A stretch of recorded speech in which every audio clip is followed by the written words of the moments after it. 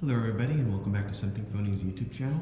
So today we're going to be talking about using multiple phone jacks with a VoIP or Voice over Internet Protocol service. So I drew a house in order to give you a better sense of how connecting your VoIP in order to use multiple phone jacks in your house. And I'm talking about backfeeding this VoIP box into the old phone jacks of the house in order to use the old phone jacks in the house. Now before we do that, let's take a look on the left-hand side, called the D mark. As you can see here, we have number 1 and number 2, showing the phone line coming in separately, servicing the old analog or landline or POTS phones, and a second line coming into the DSL and cable line to the D mark, delivering internet, cable TV, and our VoIP service from the internet router coming through the DSL line, connected to our phone. As you can see here, the phone line and the DSL/cable line are two separate entities coming through the D mark and through the house. Now this setup may differ if you have, dial-up internet, or you may be in a different country, where I've heard in the UK that you need to have your phone line connected in order to keep receiving internet or broadband service. So this may not work for everybody. For all intents and purposes, we have a separate phone line coming into the house and a separate DSL cable line coming in through the house.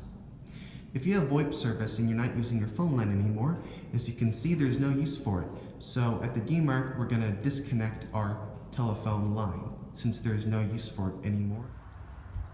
Find your D mark at the side of your house. Some D marks are flush inside a wall, or other D marks are just a gray box with a gray cover on the side of a house. Look for the words telephone or D mark, or the gray box if necessary. Upon looking inside the D mark, which is just the gray area, you can see we have two areas: the telephone company access and your access as a customer. As you can see here, we have our various parts inside the D mark. Inside the D mark, we have the test jack, which is where the old telephone service would come into this clip right here and out into these two jacks, line 1 and line 2 for landline service. In order to disconnect yourself from the old landline service, take out this clip and just leave it like that, or unless you want to wrap it with electrical tape or whatnot. And that's all there is to it. Make sure your cable, internet, or voice service is not interrupted by disconnecting the old telephone jack or your landline service. Oh, and one more thing.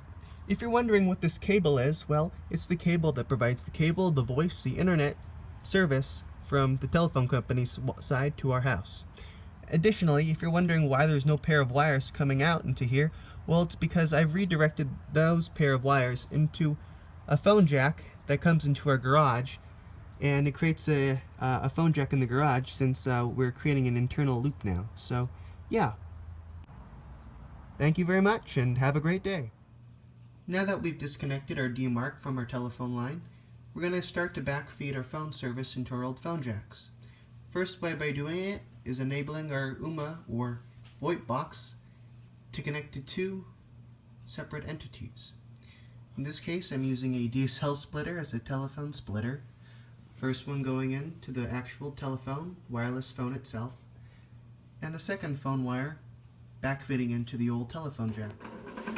Here we found the closest telephone jack, and we've strung that phone line back onto the nearest telephone jack, and now the phone signal has been backfed successfully without resistance to all the old phone jacks in the house.